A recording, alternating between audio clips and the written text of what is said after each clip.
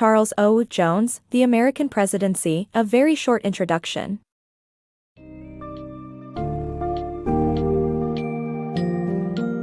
Embark on a journey through the labyrinth of American politics as we explore the engrossing narrative of The American Presidency, a very short introduction, by Charles O. Jones.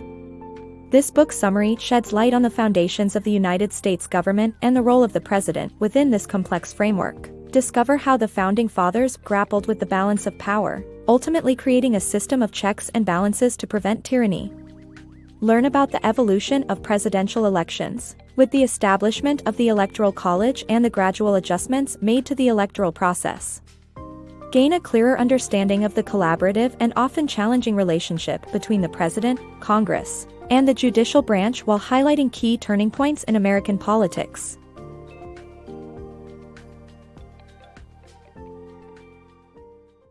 The Birth of American Democracy. The book delves into the process that led to the birth of American democracy. The Founding Fathers, after winning the war, had to create a system of governance that was free from British influence. They eventually settled on a constitutional democracy with a president as the highest executive position.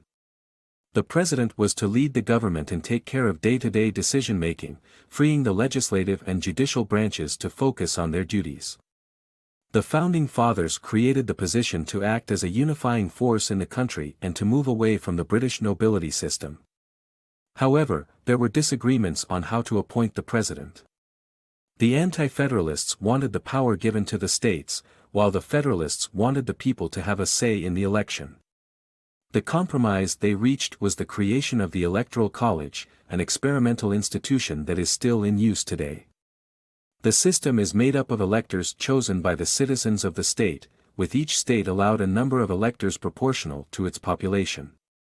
The presidential candidate with the majority of electoral votes wins the election. If no candidate wins a majority, the vote moves to Congress. The book highlights the compromise that led to the creation of the Electoral College and how it helped shape American democracy. The birth of Washington, D.C. and the separated presidency.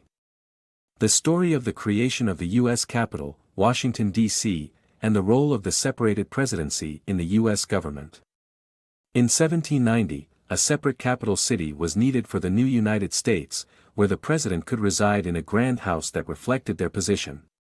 Washington, D.C. was created through the Residency Act, and the central land between Maryland and Virginia became its new location along the Potomac River. The three branches of government, executive, legislative, and judicial, were divided and housed separately in their respective branches, the White House representing the executive branch, the Capitol building home of Congress and the legislative branch, and the Supreme Court forming the highest level of the judicial branch. During the drafting of the Constitution, three different ideas were considered for the role of the presidency in the new system: the presidential presidency, congressional presidency, and separated presidency. The last option, the separated presidency, allowed for collaboration but also independence between the president and Congress, without either overpowering the other.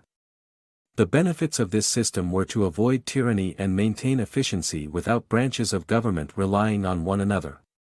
The key tools of the system of checks and balances were the power of veto and the confirmation process, where presidential appointments required congressional approval. The White House was initially known as the President's House before being referred to as the White House following its restoration after being damaged during the War of 1812. The Constitution explicitly states the importance of the separation of powers and the clear role of the President within the U.S. government. The separated presidency remains a crucial part of the U.S. system of governance, ensuring that no one branch or individual maintains too much power and preventing abuse of power. Evolution of the U.S. election process.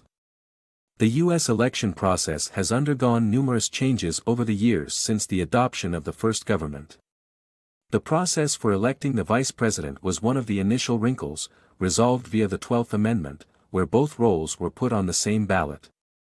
Further changes came when the responsibility of candidate nomination was passed to delegates of political parties, and the first major political conventions were held in 1831. The process continued to develop, and by 1901, the first presidential primary was held as an effort to determine popular candidates. As a result, by the 1950s, campaigning during the primaries was crucial to increase chances of winning the presidency nomination. The challenges of enacting laws. America's system of government is still intact from when it was devised centuries ago, but getting a new law passed is not an easy feat. The president must secure the support of every branch of government, which is difficult when opposition parties hold the majority in Congress. Even if a law is passed by Congress and signed by the president, it may not make it through the judicial branch. Different presidents have used different methods to get Congress to enact their laws. Lyndon Johnson made backdoor deals, while Barack Obama focused on foreign policy and executive orders. The changing role of the American president. The American presidency has evolved with time, and this book's summary explores how the role of the president has changed over time due to constitutional amendments and global politics. The 22nd Amendment introduced term limits and a necessity for balance on executive power in the aftermath of FDR's influence. Global terrorism post-9/11 has also altered the scope of the American president, posing a challenge to the constitutional requirement of congressional approval for military operations. As changes continue to occur worldwide, so will the position of the American president.